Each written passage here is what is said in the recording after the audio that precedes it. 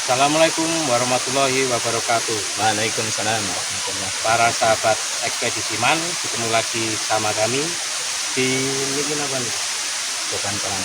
Parangtejo. Nah, kali ini lo Bang Rama kali Ustadz Misan. Nah, Ustadz lo tanya mengenai FOMO menjadi fenomena generasi muda khususnya Gen Z dan Gen Alpha niku pripun? FOMO niku pripun? Ya, para sahabat ekspedisi iman, mengenai fenomena FOMO di kalangan kaula muda, Gen Z dan Gen Alpha, FOMO itu adalah takut ketinggalan tren yang sudah menggejala. Nah, akhirnya nanti khawatir dianggap kuno, ketinggalan zaman.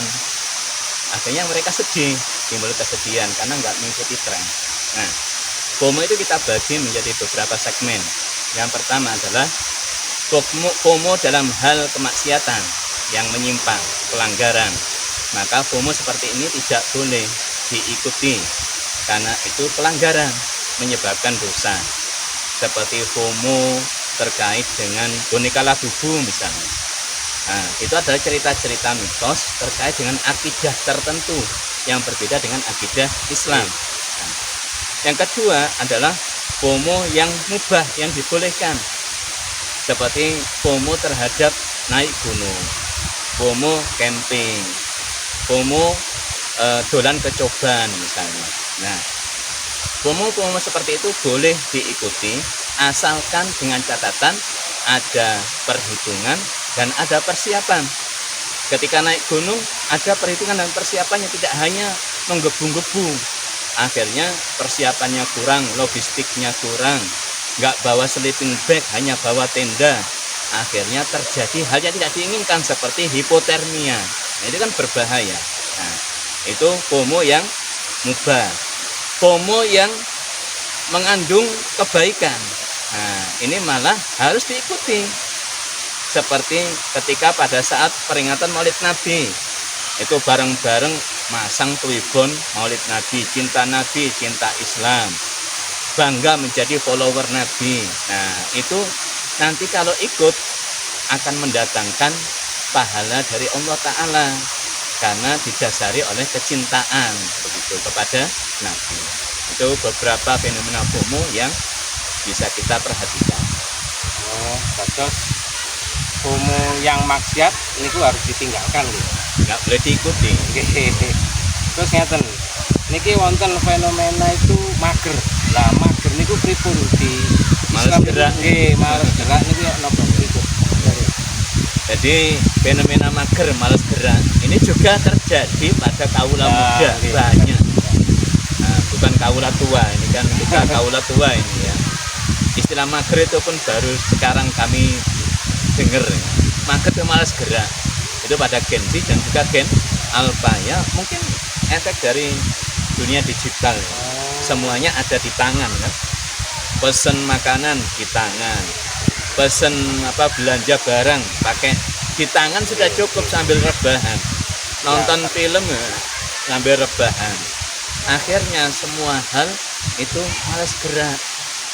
Nah, ketika nanti di dunia kerja, akhirnya nggak ada peningkatan kinerja, etos kerjanya nggak ada. Apalagi malas kerja lagi.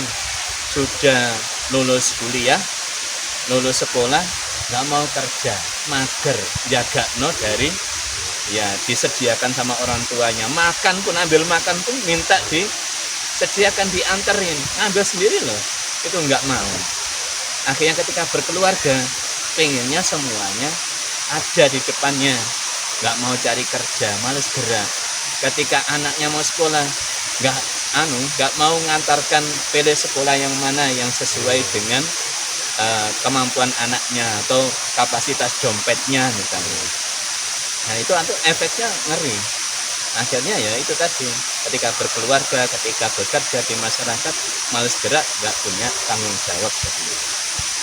Kalau solusinya istilahnya ada yang sampai mager itu solusinya berapa?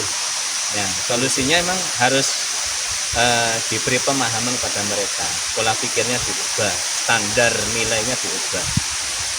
pada hal yang wajib harus dilaksanakan, maka nggak boleh mager, seperti bekerja, memenuhi kebutuhan nafkah keluarga. Itu wajib, nggak boleh mager. Pun begitu pula misalnya menuntut ilmu wajib, itu nggak boleh mager. Lantas yang harus mager itu pada hal yang haram, itu malas gerak, jangan malah gerak. Itu nah, itu malas gerak pada hal yang haram. Ngoten. Jadi yang mager niku harus nggih wajib-wajib ngoten nggih, untuk merangsang dia gerak nggih. Yang wajib itu jangan mager, yang Gimana? maksiat harus mager. Ya, itulah tadi ekspedisi iman. Kita akan jumpa lagi di segmen berikutnya. Assalamualaikum warahmatullahi wabarakatuh. Waalaikumsalam. Ya, nggak bisa didengar.